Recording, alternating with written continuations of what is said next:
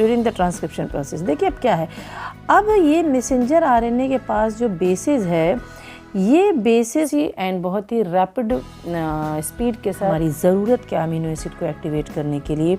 So friends, we need to have first an enzyme that is amino acyl synthetase. सबसे पहले तो हमें ये एंजाइम हमारी रिक्वायरमेंट। सो हेलो दोस्तों, आज इस वीडियो में हम डिस्कस करेंगे मैकेनिज्म ऑफ ट्रांसलेशन के बारे में, जिसमें हम समझेंगे कि किस तरीके से प्रोटीन का फॉर्मेशन होता है मैसेंजर आरएनए से, और ये मैसेंजर आरएनए आपका बना था डीएनए से from the process of the transcription which together called as the central dogma, और ये दिया गया था एफएचसी क्रिक के द्वारा। ठीक, तो हमने अपने पुराने वीडियो में ट्रांसक्रिप्शन के बारे में सब कुछ पढ़ रखा है, जिसमें किस तरीके से पूरी इनिशिएशन, एलोंगेशन एंड टर्मिनेशन के साथ आपका मैसेंजर आरएनए फॉर्म होता है डीएनए से।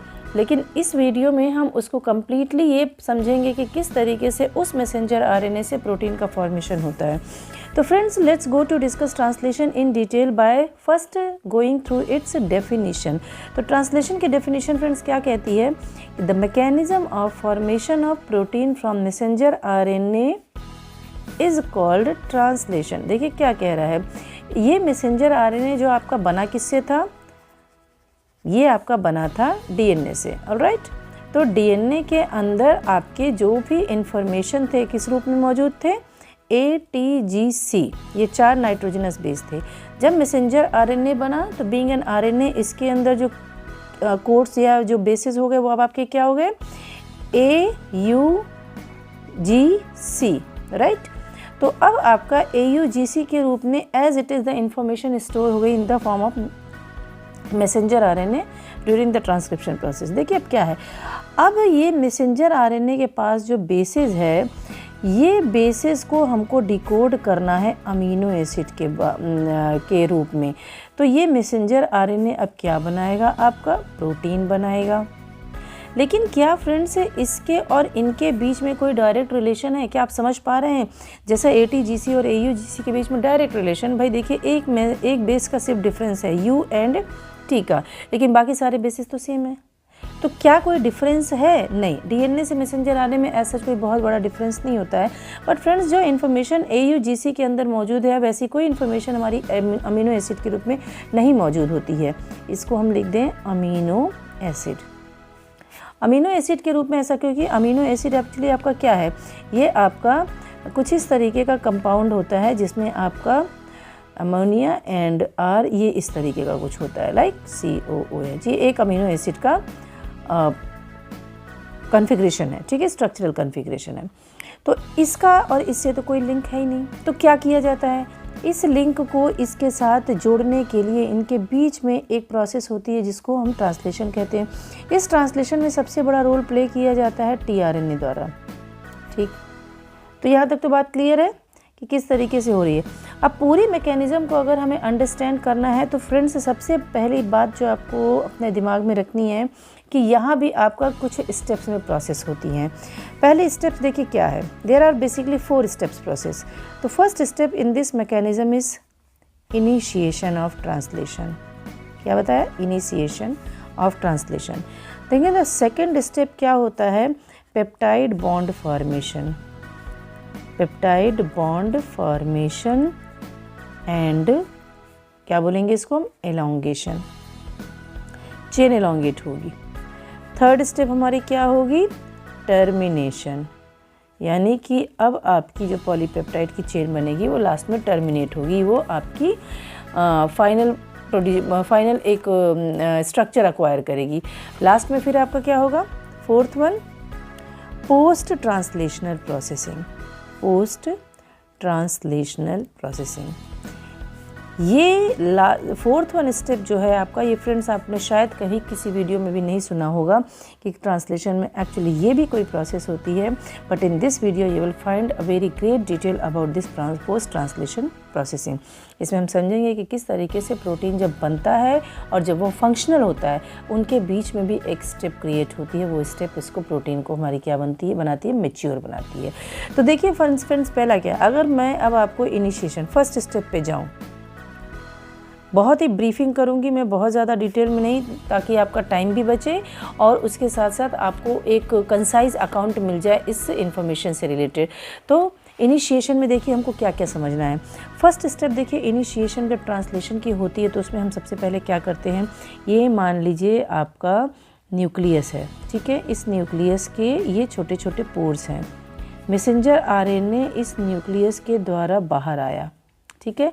अब ये साइटोप्लाज्म में बाहर आ गया। तो साइटोप्लाज्म में जैसे ही एमआरएनए आपका बाहर आता है, साइटोप्लाज्म के अंदर मौजूद कुछ और ऑर्गेनेल्स होते हैं जिनको इन्फॉर्मेशन जाती है कि now we have to start the protein synthesis.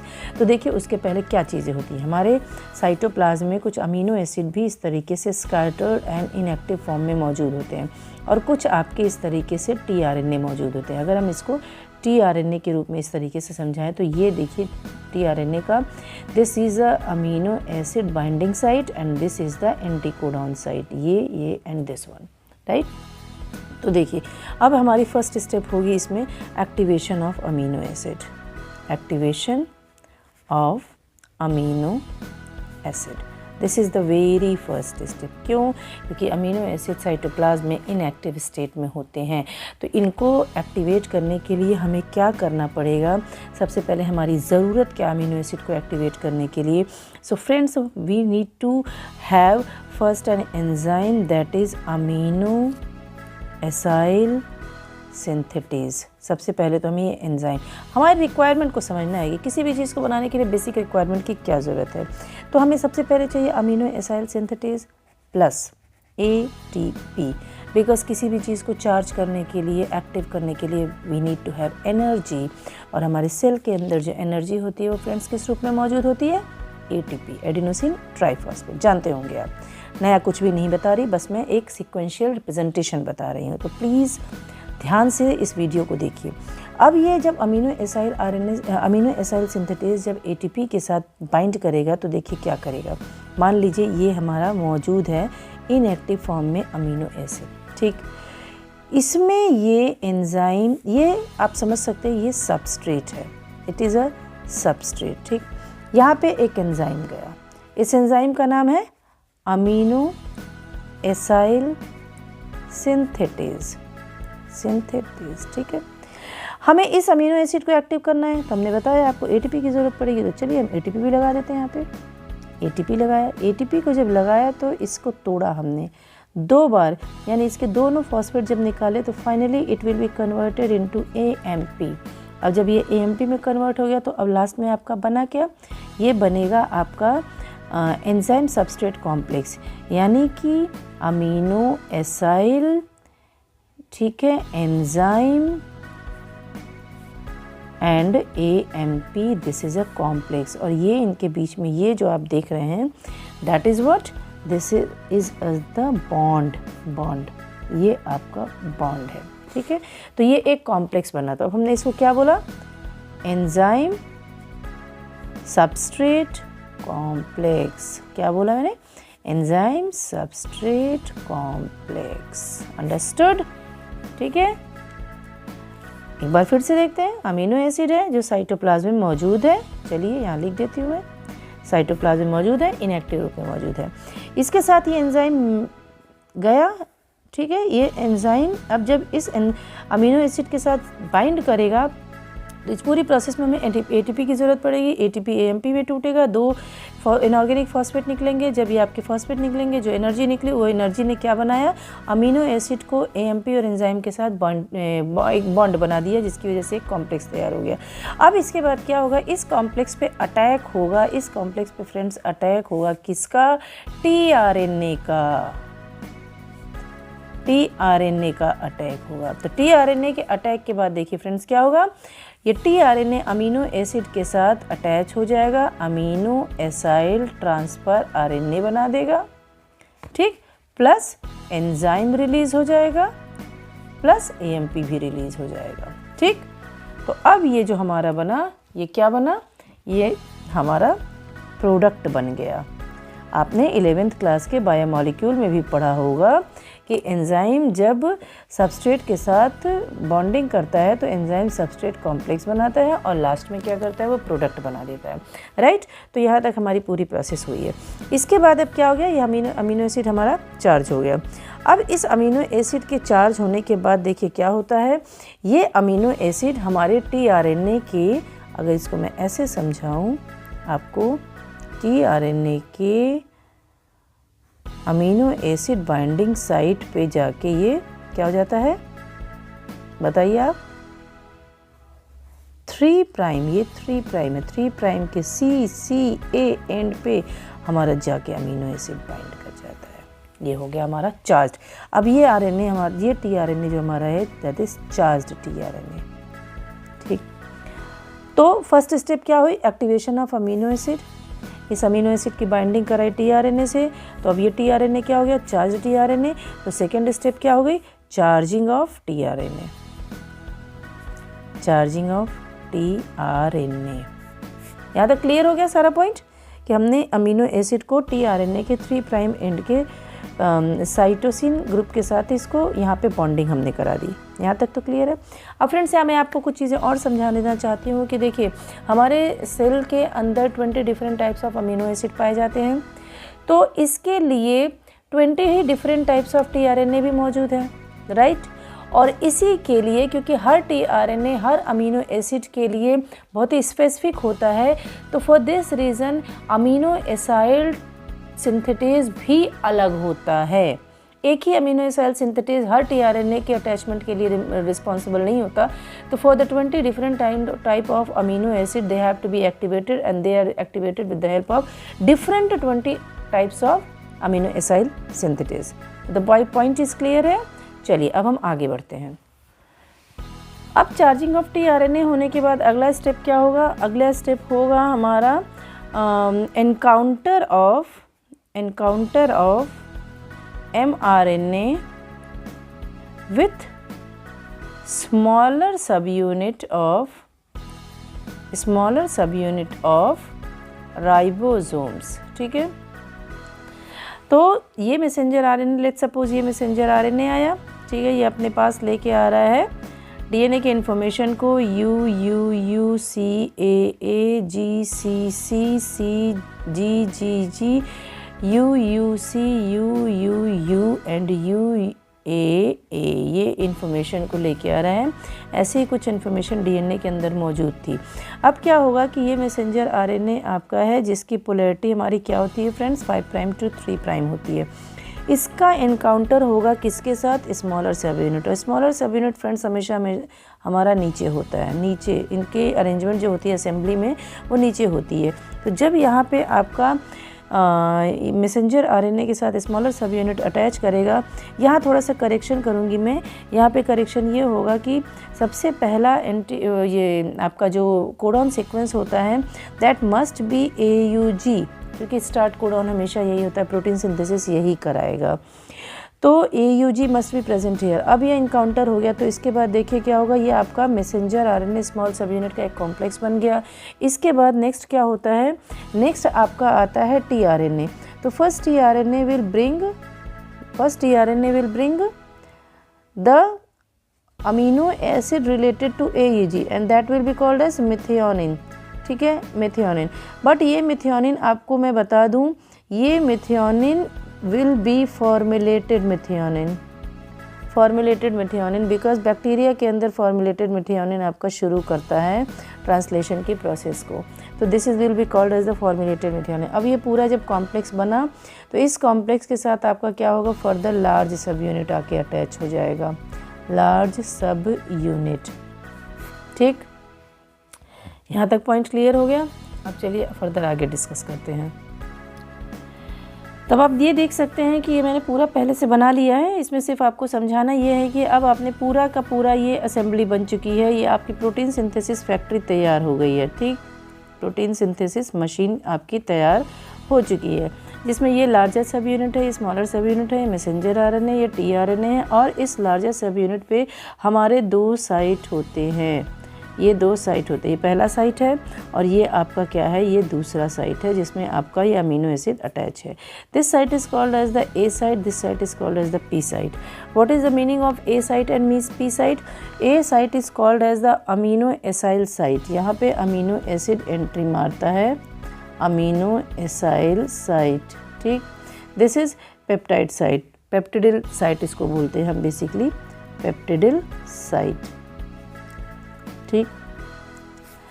अब ये देखिए फ्रेंड्स, यहाँ पे ये मैसेंजर आरएनए लेके आ गया, फॉर्मुलेटेड मेथियोनिन है इसको, ठीक है। अब देखिए क्या होगा कि यहाँ पे देखिए फर्स्ट चार्ज टीआरएनए तो आ गया, तो यहाँ पे किसी भी प्रोसेस को, ट्रांसलेशन की प्रोसेस को हमें इनिशिएट कराने के लिए we need to have 2 charge tRNA molecule first of all. तो हमको यहाँ पे दूसरा चार्ज टीआरएनए भी लाना होगा।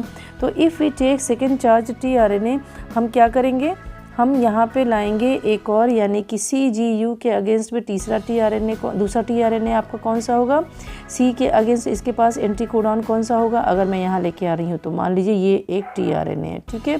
C के अगेंस्ट में इसका एंटीकोडॉन क्या होगा, G के अगेंस्ट में C, U के अगेंस्ट में क्या होगा, A होगा, तो GCA होगा। अब GC आप, अगर आप जेनेटिक कोड डिक्शनरी अगर आपको याद है तो GCA के अगेंस्ट में आपके पास कौन सा अमीनो एसिड होगा, दैट इज़ आर्जिनिन होना चाहिए, आर्जिनिन, ठीक।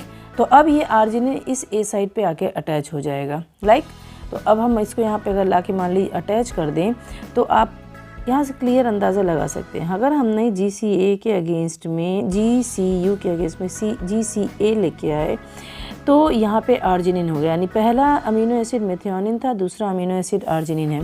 तो अब क्या करेगा ये, सेकेंड स्टेप में आपका जो बनता है वो पूरा पेप्टाइड बॉन्ड फॉर्मेशन बनेगा बिटवीन मेथियोनिन एंड आर्जिनिन। तो फ्रेंड्स इसके अकॉर्डिंग अगर हम देखें तो हमारा जो नेक्स्ट स्टेप होगा, second step is the peptide bond formation, peptide bond formation and chain elongation, chain elongation होगा, ठीक है। तो ये हमारा दूसरा स्टेप ऑफ ट्रांसलेशन है। अब पेप्टाइड बॉन्ड फॉर्मेशन कैसे बनेगा, यहाँ पे देखना पड़ेगा थोड़ा सा, ठीक है। देखिए क्या है कि थोड़ा सा डायग्राम से बता पाऊँगी मैं आपको। यहाँ पे अगर मैंने लिया ये मैसेंजर आरएनए और इसके सिर्फ और सिर्फ हमने 2 कोडॉन सीक्वेंस को लेके गए, ठीक। पहला कोडॉन सीक्वेंस क्या था, AUG, दूसरा कोडॉन की सीक्वेंस क्या था, CGU। इसके अगेंस्ट में यहाँ पे हमारे 2 टीआरएनए मौजूद थे, दोनों UAC जो कि P साइड पे मौजूद है, ठीक है, P साइड पे मौजूद है।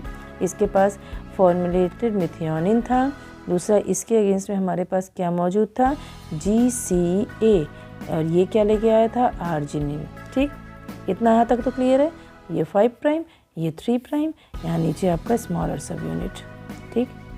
अब क्या होगा, ये वाला टीआरएनए अपना अमीनो एसिड इसके ऊपर चार्ज कर देगा, यानी कि आर्जिनिन के अमीनो ग्रुप के साथ फॉर्मुलेटेड मेथियोनिन का कार्बोक्सिल ग्रुप, यानी कि अगर मैं आपको यहाँ से समझाऊँ कि carboxyl group of one amino acid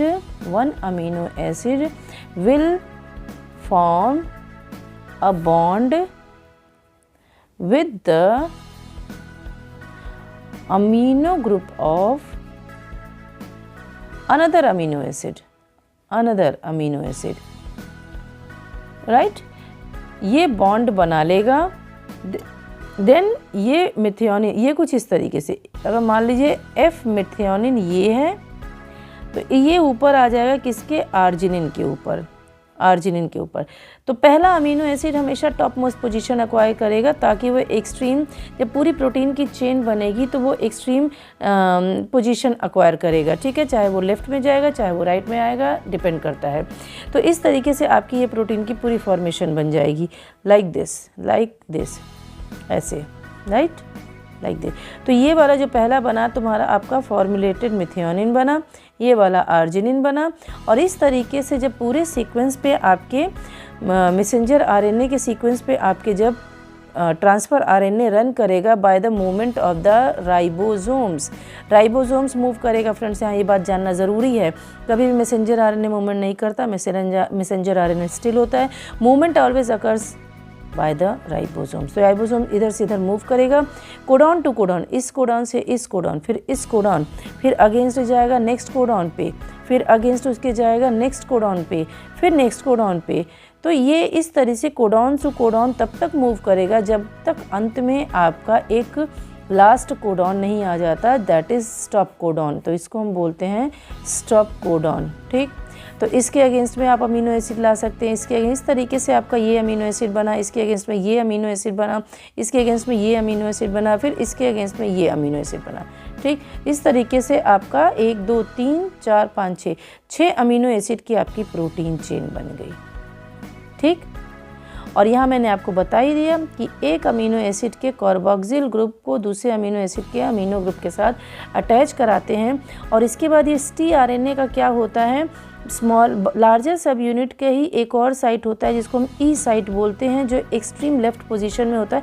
यहाँ से tRNA आपका रिमूव हो जाता है, चला जाता है और सॉलिबलाइज हो जाता है, because tRNA is very much soluble in nature. तो ये आपका जाके फिर सॉलिबलाइज हो जाएगा एंड देन आपकी ट्रांसलेशन की प्रक्रिया एलोंगेशन में चली जाएगी। तो इस तरीके से आपका क्या हो रहा है, पेप्टाइड बॉन्ड बनती जा रही है, और इन दो अमीनो एसिड के बीच में जो बॉन्ड होता है दैट इज़ पेप्टाइड बॉन्ड, क्योंकि प्रोटीन बना रहा है, और इस तरीके से आपकी चेन एलोंगेशन हो रही है। ठीक है, यहाँ पे आपका क्लियर है यहाँ तक। इस पूरी प्रोसेस में कुछ एक इम्पॉर्टेंट स्टेप्स और क्या क्या होते हैं, so let me clear you कि फर्स्ट तो आपका ये हो गया, सेकंड आपका इसमें peptide bond formation and chain elongation के बाद नेक्स्ट स्टेप आपकी क्या होती है, binding of tRNA with the A site.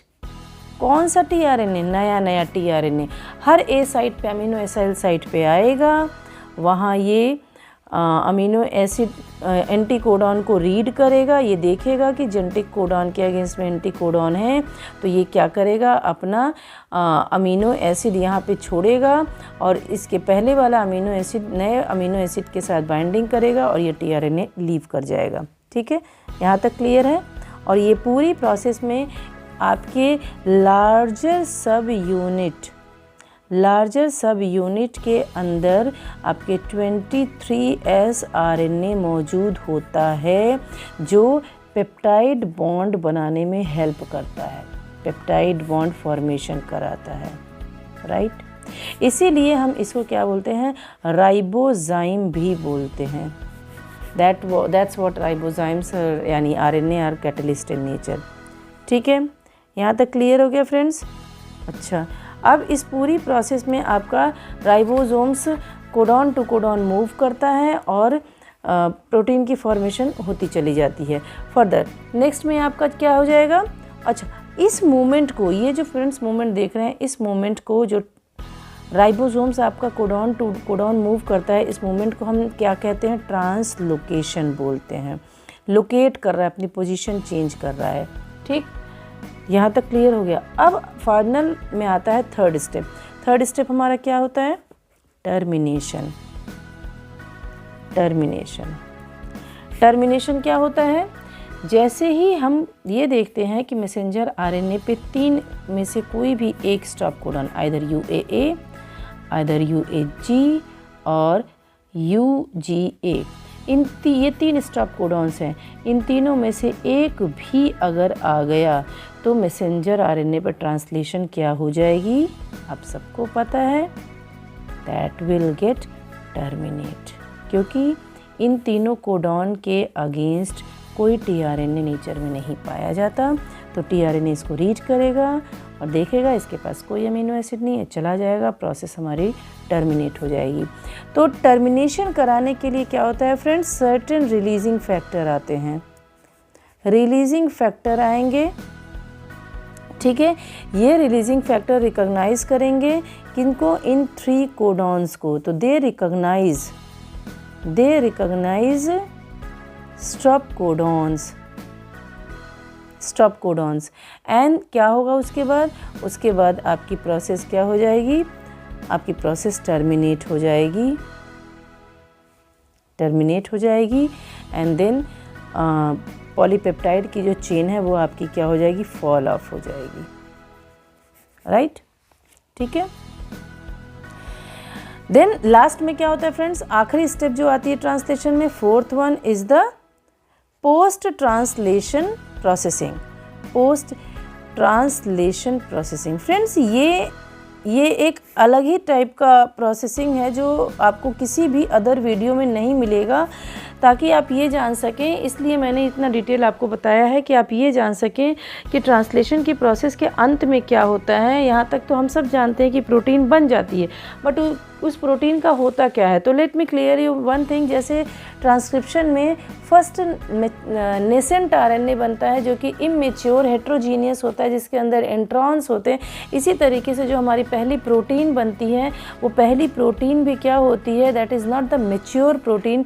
इस प्रोटीन को क्या किया जाता है, इस प्रोटीन को फंक्शनलाइज करने के लिए इसके अंदर कुछ चेंजेस किए जाते हैं, और वो चेंजेस कहाँ होते हैं, तो पोस्ट जो आपकी पॉलीपेप्टाइड की जो चेन होती है, ये पॉलीपेप्टाइड आपकी नॉन फंक्शनल होती है फ्रेंड्स। इसका स्ट्रक्चरल कॉन्फ़िगरेशन फंक्शनल नहीं होता है। तो क्या करेगा, to become functional in nature हमको इन्हें क्या करना है, primary polypeptide chain undergo post translational mechanism, जिसको हम क्या कहते हैं, जिसको जो भेजी जाती हैं प्रोसेसिंग में ER के पास, एंडोप्लाज्मिक रेटिकुलम जिसको बोलते हैं, एंड गोल्जी कॉम्प्लेक्स के पास भेजे जाते हैं, राइट। तो ये सारी प्रोसेस यहाँ पे होती है, और देन आपका लास्ट में इनके अंदर जब आपका पूरा प्रोटीन की प्रोसेसिंग हो जाती है, तो वहाँ से जो निकल के आता है दैट इज़ जब पूरी प्रोटीन आपकी पोस्ट ट्रांसलेशन प्रोसेसिंग के बाद बन जाती है, तो that protein is the functional protein. अब ये रेडी है अपनी प्रोसेस को परफॉर्म करने के लिए। तो ये थी पूरी की पूरी इंफॉर्मेशन अबाउट द ट्रांसलेशन, जिसमें मैंने आपको जिस्ट में क्या बताया कि नटशेल में कि ट्रांसलेशन आपकी 4 स्टेप में होने वाली प्रोसेस है। उस 4 स्टेप में किस किस तरीके से आपकी पूरी प्रोसेस रन करती है, पूरी चीज़ें मैंने आपको डिटेल में बताई। अब एक चीज़ और आपको यहाँ ये बताऊँगी कि एक मैसेंजर आरएनए जो होता है, मान लीजिए ये एक मैसेंजर आरएनए है, ठीक है। क्या एक मैसेंजर आरएनए पे सिर्फ एक राइबोसोम अटैच होता है? Not at all. इसमें आपका एक से ज़्यादा राइबोसोम भी अटैच होते हैं। तो जब एक से ज़्यादा राइबोसोम फ्रेंड्स अटैच होंगे तो हम इसको क्या बोलेंगे, we will call it polyribosome units, like this. ये आपका 5 प्राइम है, ये आपका 3 प्राइम है।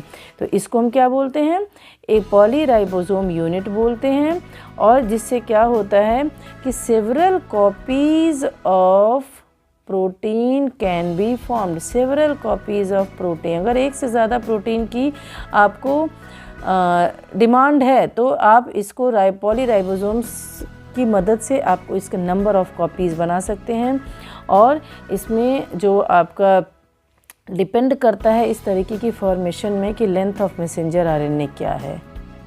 ये कभी भी short length of messenger RNA पे वर्क नहीं करता है। हमेशा जब मैसेंजर आरएनए आपकी लॉन्ग कोडॉन सीक्वेंस की होती है तभी पॉलीराइबोसोम का यूनिट बनता है, ठीक है। तो एक मैच्योर मैसेंजर आरएनए के पास क्या क्या चीज़ें होती हैं, उसके पास राइबोसोम्स आता है और मोर देन 80 न्यूक्लियोटाइड्स का पूरा सीक्वेंस होता है, ठीक। तो इतने लॉन्ग मैसेंजर आरएनए के सीक्वेंस पे आपका एक राइबोसोम एफिशिएंसी एंड बहुत ही रैपिड स्पीड के साथ प्रोसेस नहीं कर पाएगा।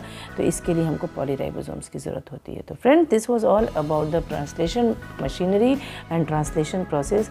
सो आई होप आपको ये वीडियो इन्फॉर्मेटिव लगी होगी। तो फ्रेंड्स, एक रिक्वेस्ट है, आप लोग वीडियो तो देखते हैं पर उसको सब्सक्राइब नहीं करते हैं, तो please in between the video while watching this, please subscribe the button as well as press the bell icon to get the more notifications of my upcoming videos. So thank you very much and wait for my next videos, right? Thank you.